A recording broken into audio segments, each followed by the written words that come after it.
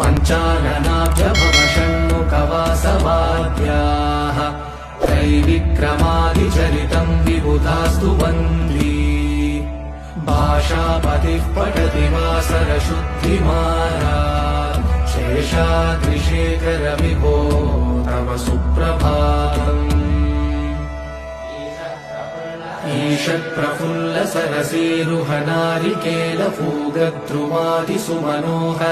ईषत्प्रफुल्लसरसीरुहनारिकेलपूगद्रुमादिसुमनोहरपालिकानाम्